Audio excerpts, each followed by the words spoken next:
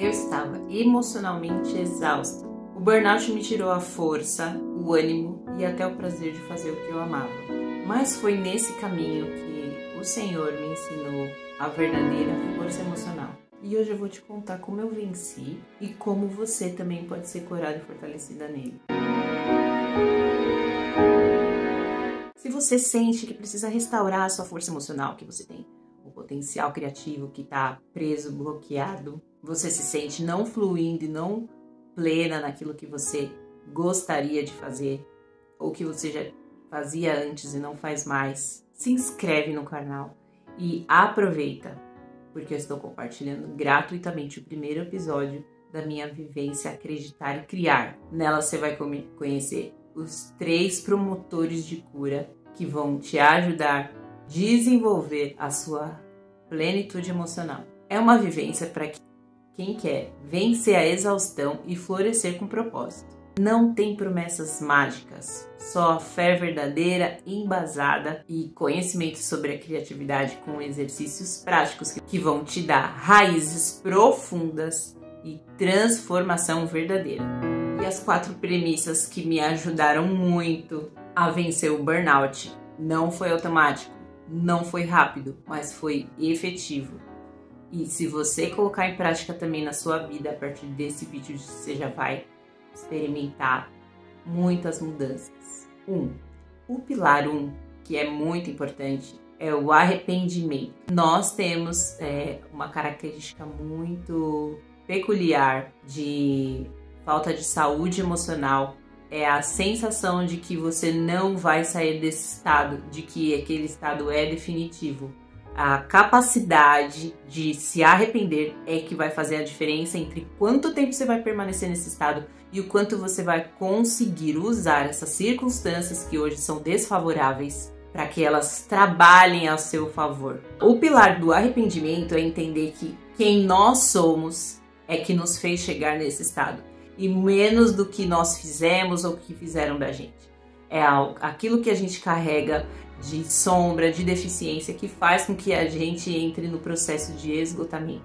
Quando eu comecei a entender que tudo que estava na minha vida era para mim e que as circunstâncias só estavam revelando aquilo que eu estava carregando, quando eu parei de lutar com as circunstâncias, com as pessoas, com os fatos e comecei a olhar para o que realmente estava gerando desgaste, esse foi um ponto de virada e um dos pilares principais para que aquela condição saísse de estável, permanente e começasse a se reverter. Então, quando eu me arrependi não só dos erros das situações, mas principalmente de quem eu era e de quem eu fui me tornando, aí eu comecei a realmente ver os frutos de transformação, de crescimento e de mudança.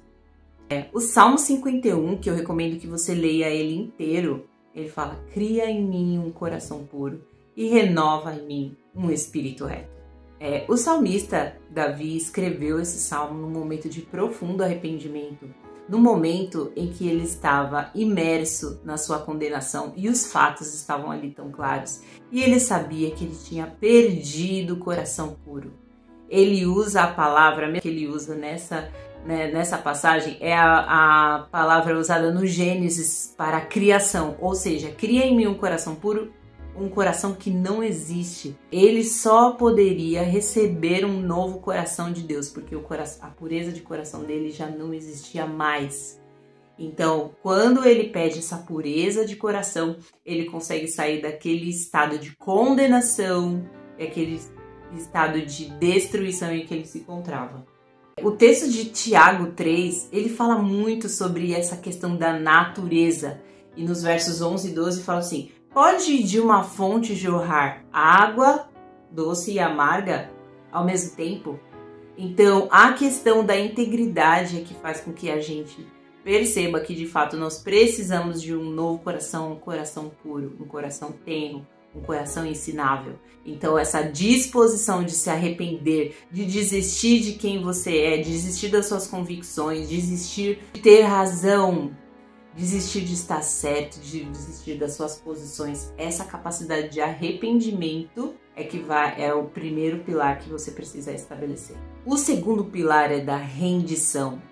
capacidade de se render, de se entregar, de dedicar tudo, de não ter pontos que você tenta salvar ou áreas cristalizadas, ao contrário, essa capacidade de se entregar totalmente. Muitas vezes nós ficamos presas em ciclos repetitivos porque ficamos resistindo daquilo que a gente precisa fazer. Então, primeiro, se render ao Senhor, se arrepender. Segundo, ter conversas difíceis, mudar os seus hábitos, fazer terapia. Ou seja, é aquele estado de humildade, de rendição, de fazer o que as circunstâncias estão claramente indicando para que você faça. Eu sei que o Senhor nos fere para curar. A poda é severa, mas necessária. Quando eu rendi as minhas expectativas, as minhas idolatrias, as minhas vontades, nós nos decepcionamos porque nós levantamos altares no nosso coração. A decepção é sinal de que a gente estava levantando ídolos. Nos decepcionamos com pessoas, com nós mesmos, com nossa história, com aquilo que a gente planejou.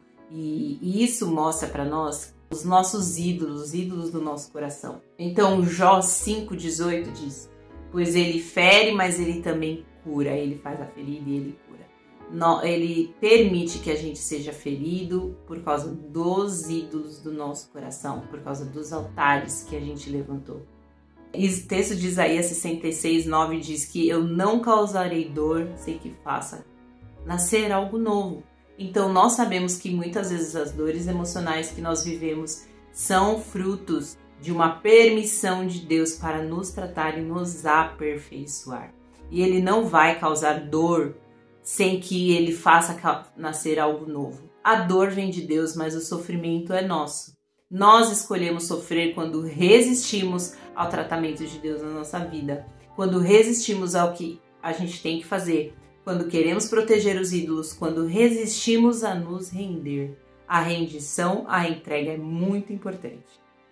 O texto de Romanos 12, 1 e 2 diz: rogo-vos, peço que vocês se apresentem como sacrifício vivo, santo e agradável a Deus. Nós somos o sacrifício vivo. O sacrifício requer ferida. O sacrifício requer um processo de rendição e de entrega. É só assim que nós vamos poder renovar a nossa mente e experimentar qual é a boa, perfeita e agradável vontade de Deus.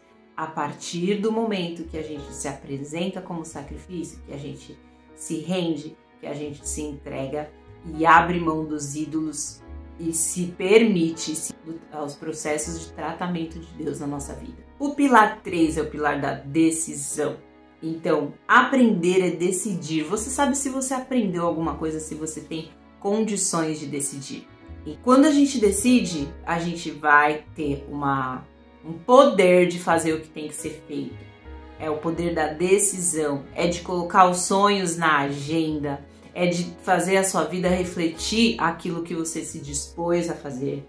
É tornar-se especialista em si mesma, ser especialista em si mesmo, naquilo que você está buscando, naquilo que você está se permitindo ser trabalhada, conhecer seus pontos fortes, seus pontos frágeis, receber aquilo que você tem como herança, mesmo genética, física, mental, emocional, ser uma especialista em si mesma, porque quando a gente não se conhece, a gente não consegue acessar esse lugar das nossas competências, da nossa capacidade. Então, o texto de Tiago 4,17 diz que aquele que sabe o bem que deve fazer e não faz, nisso está pecando.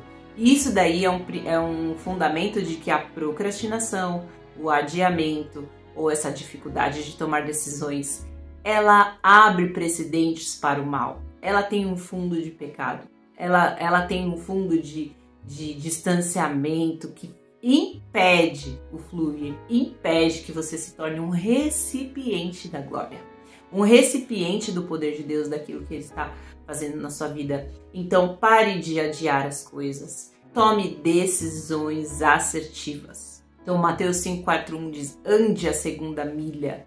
É essa pessoa que, assim que entendeu a vontade de Deus para ela, se lança nessa vontade com todas as forças. Eu costumo dizer uma frase que é assim: enquanto Deus não fala comigo, eu sou uma mula empacada.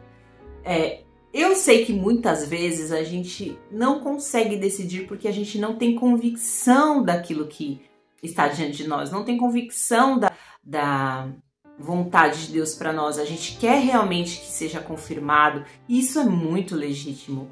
Porém, se a gente estabelecer o pilar anterior, que é da rendição, isso vai ser natural. A decisão, o entendimento da vontade de Deus, a consequência da rendição é a convicção da vontade de Deus. Então, quando eu entendi a vontade de Deus, aí eu estou decidida, eu estou colocando as coisas na agenda, eu estou, de fato, tornando visível e tornando no meu dia a dia evidente aquilo que Deus está fazendo na minha vida e que eu me decidi para com o Senhor em fazer. Então, depois que eu tomei a decisão, aí eu vou ter um encontro com a minha identidade. Eu vou tomar meus pais. É prescindir desse mandamento muito chave, que é honrar o pai e a mãe.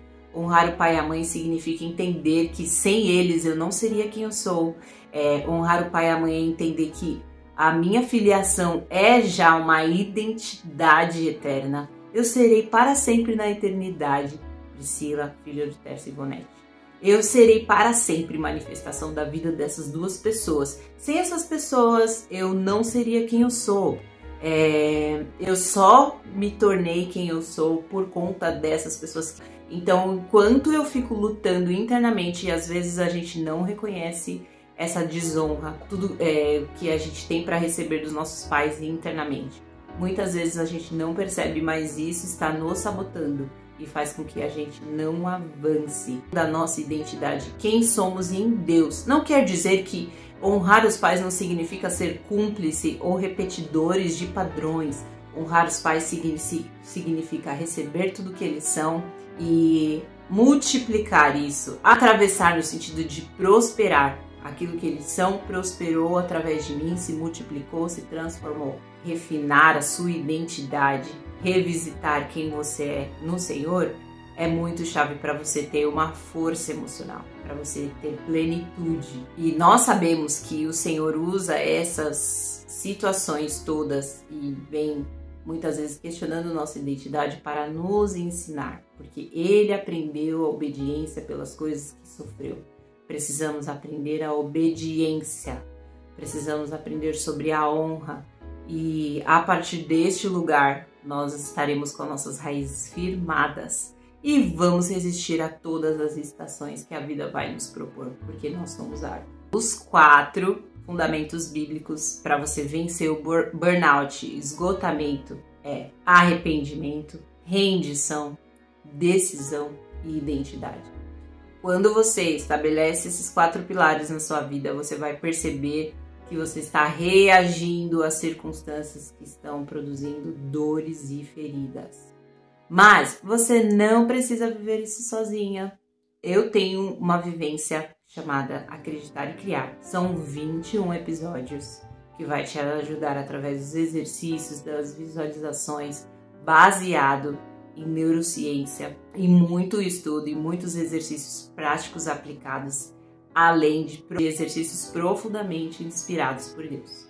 Eu quero convidar você, eu estou disponibilizando o primeiro episódio dessa vivência gratuito aqui para você experimentar e se fizer sentido para você, você se inscreve para acessar os 21 episódios. Eu espero por você. Clique aqui na descrição. Obrigada por assistir. Beijo da Pri.